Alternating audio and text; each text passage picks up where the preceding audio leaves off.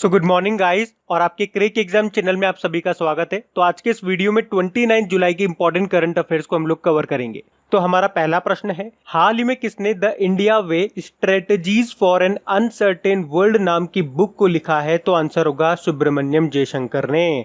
हमारे foreign minister हैं, विदेश मंत्री हैं ये सुब्रमण्यम जयशंकर, और इन्होंने ही लिखा है इस बुक को जिसका नाम है the India way strategies for an uncertain world. तो इस बुक में इन्होंने बताया है कि भारत को एक ऐसे क्षेत्र में प्रभाव हासिल करने के लिए दृढ़ता से संघर्ष करना पड़ रहा है जो इससे पहले और अधिक आसानी से किया जा सकता था। और ऐसा क्यों हो रहा है? क्योंकि इसकी विदेश नीति में कुछ बड़ी गलतियां हुई हैं, जैसे कि 1947 का विभाजन, जैसे कि आर्थिक सुधार में की गई देरी। तो सिंपल सा आपको बुक का नाम याद रखना है और किसने लिखा है वो याद रखना है। बाकी एस हुसैन जेदी आपने पढ़ा था, द एंड गेम नाम की बुक लिखी है इन्होंने। और बलदेव सिंह कौन सी बुक लिखी है इन्होंने? सूरज कदे मर्दा नहीं। बाकी उर्जित पटेल आरबीआई के पूर्व गवर्नर, ये इंपॉर्टेंट नाम है, कौन सी बुक लिखी है इन्होंने? Overdraft saving the Indian saver. तो ये याद रखना, बढ़ते हैं आगे। फिर है, हाल ही में विश्व प्रकृति संरक्षण दिवस कब मनाया गया? तो आंसर होगा 28 जुलाई को। तो हर साल 28 जुलाई को वर्ल्ड नेचर कंजर्वेशन डे के रूप में मनाया जाता है। और ये जो विश्व प्रकृति संरक्षण दिवस है ये हर साल प्राकृतिक संसाधनों यानी कि नेचुरल रिसोर्सेज का संरक्षण करने के बारे में जागरूकता फैलाने के लिए मनाया जाता है। तो कब मनाते हैं? 28 जुलाई को। अच्छा, 28 जुलाई को कल हमने एक और डे देखा था, वर्ल्ड हेपेटाइटिस डे, जिसकी थीम थी हेपेटाइटिस फ्री फ्यूचर। अच्छा, आज डेट क्या है? आज क्या है? 29 जुलाई। और 29 जुलाई को भी एक डे होता है, अंतरराष्ट्रीय बाघ दिवस, इंटरनेशनल टाइगर डे। चलो एक काम करते हैं, जुलाई में जितने भी इंपॉर्टेंट डेज हमने मनाए थे एक एक करके मैं आपको रिवाइज करवाता हूँ। अगर आपको याद है तो मेरे साथ बोलना। 1 जुलाई को 3 डे हमने मनाए थे, नेशनल डॉक्टर्स डे, राष्ट्रीय डाक कर्मचारी दिवस और नेशनल चार्टर्ड अकाउंट्स डे। 2 जुलाई को वर्ल्ड स्पोर्ट्स जर्नलिस्ट डे मनाया। 4 जुलाई को इंटरनेशनल डे ऑफ कोऑपरेटिव्स यानी कि सहकारिता दिवस मनाया। फिर 11 जुलाई को, जुलाई का सबसे इंपॉर्टेंट डे, विश्व जनसंख्या दिवस, वर्ल्ड पॉपुलेशन डे। फिर 12 जुलाई को विश्व मलाला दिवस मनाया। 15 जुलाई को विश्व युवा कौशल दिवस, वर्ल्ड यूथ स्किल डे मनाया। 17 जुलाई को अंतर्राष्ट्रीय न्याय दिवस मनाया। 18 जुलाई को नेल्सन मंडेला डे मनाया। 20 जुलाई को वर्ल्ड चेस डे मनाया। 23 जुलाई को राष्ट्रीय प्रसारण दिवस, नेशनल ब्रॉडकास्टिंग डे मनाया। 25 जुलाई को वर्ल्ड आईवीएफ डे मनाया। 26 जुलाई को 21वां कारगिल विजय दिवस मनाया। और 28 जुलाई को वर्ल्ड हेपेटाइटिस डे और ये वर्ल्ड नेचर कंजर्वेशन डे मनाया। और 29 जुलाई को अंतर्राष्ट्रीय बाघ दिवस, ये भी याद रख लो। और हाँ guys, topic wise current affairs का आप लोग बेसब्री से इंतजार कर रहे थे, तो इंतजार की घड़ियां खत्म होती है। वैसे तो आपको पता है कुछ टॉपिक्स तो हम कवर कर चुके हैं, बुक्स वगैरह, जीआई टैग्स वगैरह और भी कुछ। तो अभी हमने नया टॉपिक लिया है अवार्ड्स का। जनवरी से लेकर जून तक जितने भी आपके इंपॉर्टेंट अवार्ड्स हुए हैं उनको हम कवर करेंगे। अवार्ड्स खत्म होते ही हम अपॉइंटमेंट्स पे स्विच कर जाएंगे, फिर इंडेक्स वगैरह होगा। तो अवार्ड्स का पहला वाला पार्ट मैंने अपलोड कर दिया है, कल नाइट में ही कर दिया था। तो उसका लिंक आपको नीचे कमेंट बॉक्स में मिल जाएगा। कमेंट बॉक्स मैंने पिन कर दिया है। तो जैसे आप कमेंट बॉक्स में जाओगे, सबसे ऊपर वाला कमेंट बॉक्स आपको मिलेगा, तो वहां पे जो लिंक मिलेगा आप उस पर क्लिक करोगे तो डायरेक्ट आप उस ऑडियो पे पहुंच जाओगे। अगर आपने खबरी एप्लीकेशन को इंस्टॉल कर रखा है तो लिंक पे क्लिक करते ही आप उस ऑडियो पे पहुंच जाओगे। और अगर आपने खबरी एप्लीकेशन इंस्टॉल नहीं करा हुआ है तो लिंक पे जैसे ही आप क्लिक करोगे आप प्ले स्टोर पे पहुंच जाओगे। तो वहां से आप खबरी एप्लीकेशन को इंस्टॉल कर लेना, फिर आप ऑडियो पे पहुंच जाओ। अब देखो, हमें फटाफट कवर करना है। इसके 4-5 पार्ट आएंगे और ये अवार्ड आपका पूरा कंप्लीट हो जाएगा। उसके बाद हमें आगे बढ़ना है। तो आप लोगों का रेस्पॉन्स जबरदस्त होना चाहिए, मुझे लगे कि आप लोग इंटरेस्ट ले रहे हो। अभी ये जो पहला वाला पार्ट अपलोड हुआ है तो सारे के सारे लोग जाकर के वहां उसको सुनो। वहां आपके नंबर ऑफ व्यूज से मुझे पता लगेगा कि हाँ आप लोग इंटरेस्ट ले रहे हो। व्यूज आएंगे तभी तो पता लगेगा मुझे। और उसको ज्यादा से ज्यादा शेयर करना आप लोग, और लाइक भी कर देना, इसको भी लाइक कर देना वीडियो को। चलो अभी बढ़ते हैं आगे। फिर है, हाल ही में ट्यूनीशिया के नए प्रधानमंत्री कौन बने हैं? तो आंसर होगा हिचेम मचीची। अच्छा, ट्यूनीशिया से आपको कुछ याद आया होगा, अभी कुछ दिन पहले ही हमने पढ़ा था ट्यूनीशिया के जो प्रधानमंत्री थे एलिस फाक, उन्होंने इस्तीफा दे दिया था। तो अब हिचेम मचीची को ट्यूनीशिया का नया प्रधानमंत्री नियुक्त किया गया है, इनका नाम याद रखना। बाकी जीन कॉस्टेक्स अभी फ्रांस के नए प्रधानमंत्री बने। गुडनी जोहानसन ये आइसलैंड के दोबारा से प्रेसिडेंट बने थे। और माइकल मार्टिन ये आयरलैंड के नए प्रधानमंत्री बने थे। अब बात ट्यूनीशिया की है तो ये रहा मैप में ट्यूनीशिया। कैपिटल ट्यूनिस है, करेंसी है ट्यूनिशियाई दिनार और प्रेसिडेंट है केस सैयद। बढ़ते आगे।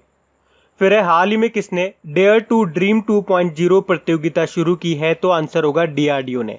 तो अभी डीआरडीओ ने भारत के पूर्व राष्ट्रपति और महान scientist doctor APJ Abdul Kalam की 5वीं पुण्यतिथि पर इनोवेशन और स्टार्टअप शुरू करने वालों के लिए ये डेयर टू ड्रीम 2.0 प्रतियोगिता शुरू की है। बेसिकली इस प्रतियोगिता का, इस कंपटीशन का उद्देश्य ये है कि देश में इनोवेटर्स और स्टार्टअप कल्चर को बढ़ावा देना।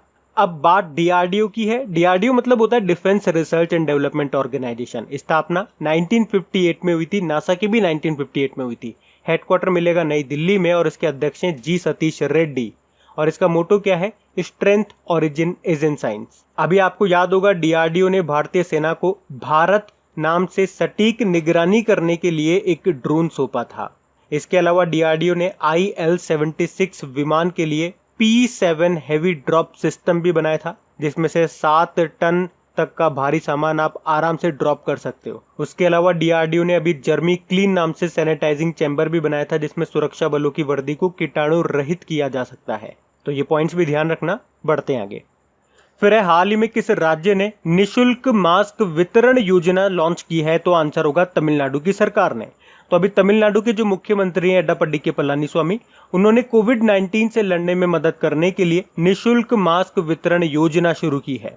तो इसमें क्या होगा? इसमें राज्य के राशन कार्ड धारकों को मुफ्त में मास्क बांटे जाएंगे। अच्छा, मास्क से अगर आप लिंक करोगे तो 2 करंट अफेयर्स के क्वेश्चन आपको याद आएंगे। एक तो रोको टोको अभियान, ये मध्य प्रदेश में शुरू हुआ था। क्या था इसमें? अगर सार्वजनिक स्थान पर आप बिना मास्क लगाए पाए जाते हैं तो आपको मास्क दिया जाएगा और मास्क के बदले आपसे 20 रुपए लिए जाएंगे। और उसके अलावा मध्य प्रदेश में जन शक्ति योजना भी शुरू हुई थी। इसमें बोला गया था राज्य की महिलाओं को कि आप मास्क बनाओ घर में और सरकार 11 रुपए प्रति मास्क के हिसाब से उनको खरीदेगी। तो ये पॉइंट भी याद रखना। बाकी तमिलनाडु की बात है तो ये रहा मैप में तमिलनाडु, कैपिटल इसकी चेन्नई है, मुख्यमंत्री है एडप्पाडी के पलानीस्वामी। अच्छा, अभी आपको याद होगा इनको पॉल हैरिस फेलो सम्मान से भी सम्मानित किया गया था। गवर्नर है बनवारी लाल पुरोहित।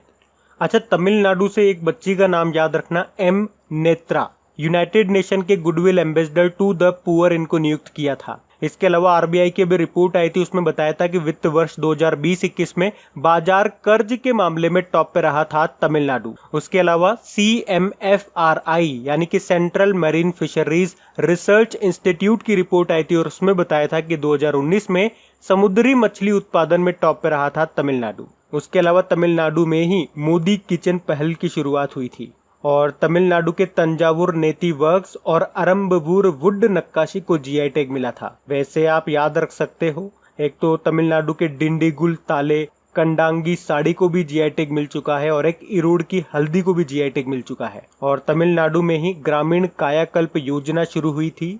उसके अलावा 2019-20 के लिए सूक्ष्म सिंचाई के तहत कवरेज में टॉप पे रहा था तमिलनाडु। अच्छा, अभी तमिलनाडु का 38वां जिला कौन सा बना था? मयिलादुथुराई बना था। और भारत का पहला संगीत संग्रहालय भी आपका तमिलनाडु में बना है, तो ये याद रखना। बढ़ते आगे।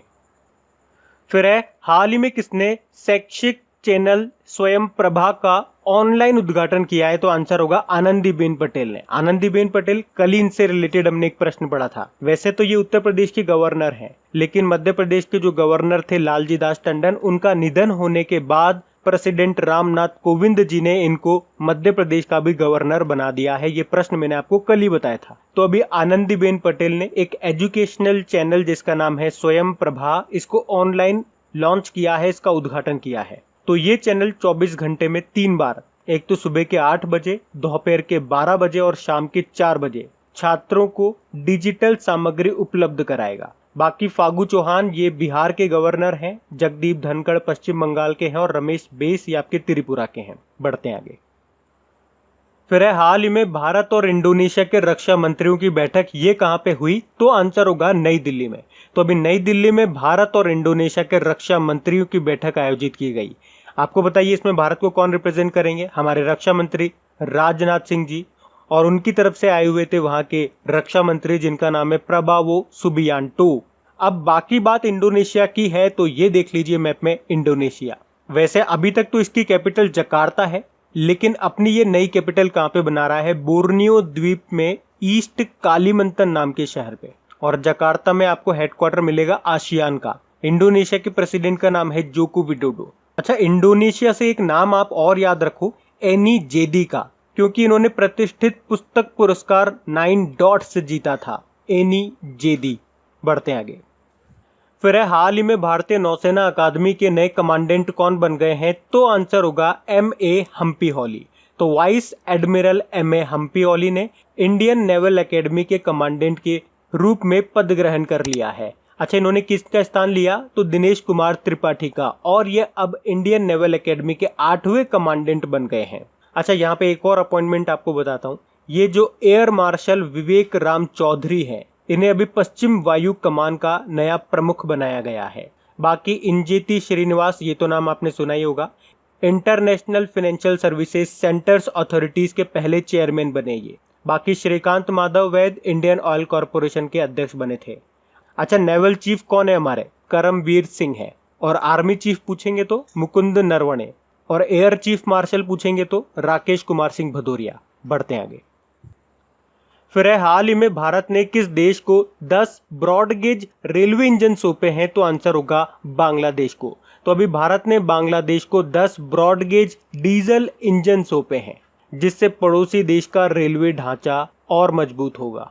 अच्छा, गेज मतलब क्या होता है? वैसे तो मैंने आपको काफी बार बताया है। देखो, पटरियों के बीच की जो वर्टिकल डिस्टेंस होती है, यानी कि पटरियों के बीच की जो दूरी होती है, उसे हम क्या कहते हैं? गेज। मुख्य रूप से ये 3 तरह की आपको देखने को मिलेगी, ब्रॉड गेज, मीटर गेज और नैरो गेज। अब इनमें फर्क क्या है? दूरी का ही फर्क है। ब्रॉड गेज में जो पटरियों के बीच की दूरी होती है वो 5 फुट 6 इंच होती है। मीटर गेज में जो होती है वो है 3 फुट 3 इंच, और नैरो गेज में होती है 2 फुट 6 इंच। अब बात बांग्लादेश की है तो ये रहा मैप में बांग्लादेश, कैपिटल इसकी ढाका है, और ढाका में ही आपको हेडक्वार्टर मिलेगा बिम्स्टेक का। करेंसी टका है, प्रधानमंत्री हैं शेख हसीना, और यहाँ के प्रेसिडेंट हैं अब्दुल हामिद। अभी आपको याद होगा बांग्लादेश की नौसेना के नए प्रमुख बने थे, क्या नाम है? मोहम्मद शाहीन इकबाल। उसके अलावा अभी बांग्लादेश ने मुफ्त इंटरनेट सेवाओं पर भी प्रतिबंध लगा दिया है। और बांग्लादेश में अगले भारतीय राजदूत के रूप में किसको नियुक्त किया गया था? विक्रम दुर्रई स्वामी को। उसके अलावा बांग्लादेश ने बलि दिए जाने वाले पशुओं के लिए एक डिजिटल हार्ट प्लेटफॉर्म भी लॉन्च किया था। उसके अलावा ई पासपोर्ट सुविधा प्रदान करने वाला दक्षिण एशिया का पहला देश बना है बांग्लादेश। और बांग्लादेश के साथ एक एक्सरसाइज करते हैं हम संप्रीति नाम से। अभी फरवरी की बात है, संप्रीति 9 युद्धाभ्यास किया था हमने। 9 मतलब ये इसका नवा एडिशन था। कहाँ पे? मेघालय के उमरोई में। तो ये भी ध्यान रखना। बढ़ते हैं आगे। फिर है हाल ही में भारत का कौन सा बैंक दुनिया का सबसे लोकप्रिय स्टॉक बन गया है? तो आंसर होगा ICICI बैंक। तो भारत के ICICI बैंक को पूरी दुनिया में दूसरे नंबर पर सबसे ज्यादा ट्रैक किया गया। इसे 59 एनालिस्ट्स ने, यानी कि विश्लेषकों ने खरीदने की सलाह दी है। अच्छा, दूसरे नंबर पे रहा ICICI बैंक, तो पहले नंबर पे कौन रहा? अलीबाबा, जिसे 63 विश्लेषकों ने खरीदने का सुझाव दिया। और इस तरीके से ICICI बैंक इस समय दुनिया का दूसरा सबसे लोकप्रिय स्टॉक बन गया है। बाकी ये जो बैंक लिख रहे हैं ये भी न्यूज में थे किसी न किसी कारण से। जैसे मैं आपको याद दिलाऊं, यस बैंक से आपको याद आया होगा, अभी युवा पे नाम से डिजिटल वॉलेट इसने लॉन्च किया था। इंडिसेंट बैंक मोबाइल पर करंट अकाउंट की सुविधा देने वाला पहला बैंक बना। और फेडरल बैंक, इसके अभी MD CEO को फिर से रीअपॉइंट किया जाएगा। क्या नाम है? RBI से मंजूरी मिल गई है। नाम क्या है? श्याम श्रीनिवासन है। बाकी ICICI बैंक की बात करेंगे, मुंबई में मिलेगा हेडक्वार्टर। MD CEO इसके संदीप बख्शी हैं। और इसका टैगलाइन क्या है? हम है ना, ख्याल आपका। अभी इसने वॉइस बैंकिंग सर्विस भी शुरू की थी। उसके अलावा वीडियो KYC सुविधा भी शुरू की थी।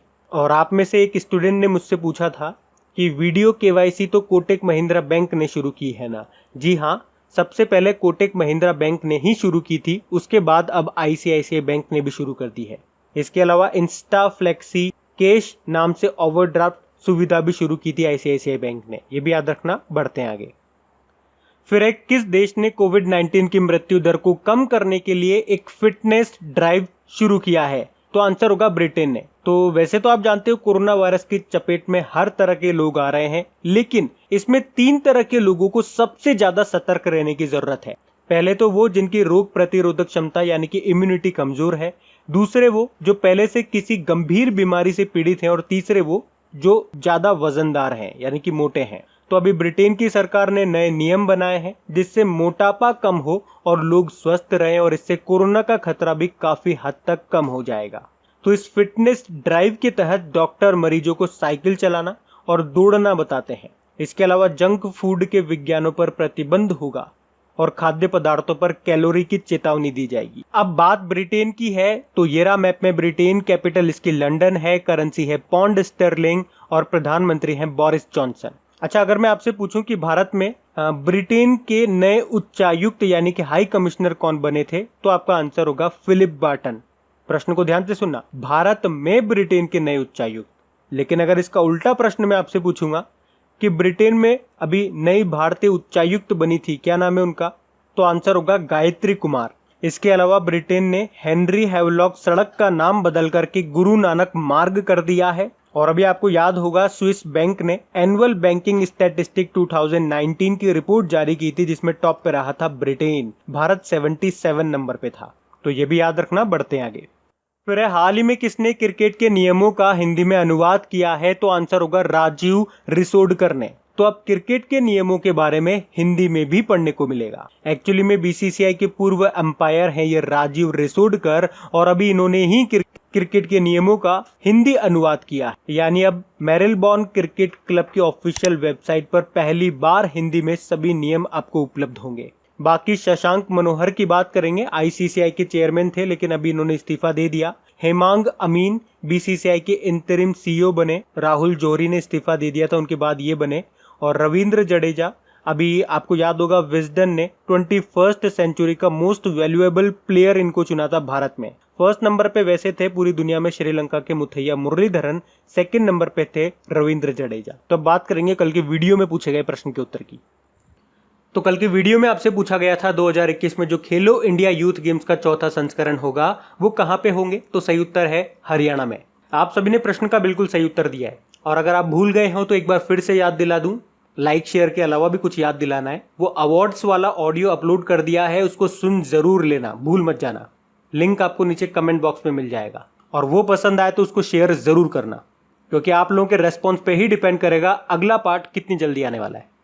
तो गाइज इन सभी क्वेश्चंस का क्विज बना करके मैंने एप्लीकेशन पे अपलोड कर दिया है। तो अगर आपने वीडियो बिल्कुल ध्यान से देख लिया है तो वहां जाइए और इन सभी क्वेश्चंस का आप प्रैक्टिस लगा लीजिए, ताकि ये सारे क्वेश्चंस आपको अच्छी तरीके से याद हो जाए। और जो नए स्टूडेंट इसे पहली बार देख रहे हैं, आपको बता दूं कि क्विज में अब रैंकिंग फीचर भी ऐड हो चुका है। तो अगर आप कम समय में ज्यादा से ज्यादा क्वेश्चन राइट करते हो तो आपका नाम आपके फोटो के साथ टॉप 10 स्टूडेंट्स में आपको दिखाई देगा। आपको ही नहीं, जितने भी लोग क्विज लगाएंगे उन सबको दिखाई देगा कुछ इस तरीके से, ताकि आपको भी एक अंदर से मोटिवेशन मिल सके कि आपको भी यहां तक पहुंचना है, ताकि सब लोग आपको टॉप 10 में देख सकें। और वैसे भी आप तो आपके इन करंट अफेयर्स का रिवीजन करवाने के लिए मैं इसका ऑडियो भी तैयार कर रहा हूं। तो दिन में 4 से 5 मिनट निकाल करके वो आप ऑडियो सुन लीजिए, ताकि आपका इन करंट अफेयर्स का फिर से रिवीजन हो जाए। क्योंकि आपको पता है चीजों को पढ़ना इंपॉर्टेंट है, लेकिन समय समय पर उनका रिवीजन करना बहुत ज्यादा जरूरी है। रिवीजन नहीं करोगे तो वो सारी चीजें आप भूल जाओगे। तो आप ही के लिए मैं इसका रिवीजन ऑडियो तैयार कर रहा हूँ। तो उस ऑडियो का लिंक मैंने नीचे डिस्क्रिप्शन में दे दिया है, वहां जाकर के आप मुझे फॉलो कर लीजिए। और फॉलो करने के बाद में पास में जो बेल आइकन आएगा आप उसे जरूर दबा लेना, ताकि जब भी मैं ऑडियो अपलोड करूं उसका नोटिफिकेशन आपको मिल सके। और एप्लीकेशन अगर अभी तक आपने डाउनलोड नहीं किए तो उसका लिंक भी आपको नीचे मिल जाएगा। वहीं पे आपको क्विज, वीडियो, पीडीएफ सब मिल जाएंगे। तो इस प्रश्न का उत्तर आता है तो कमेंट बॉक्स में जरूर टाइप करिए। चलिए अब मिलते हैं करंट अफेयर्स के रिवीजन वीडियो में। Thank you guys.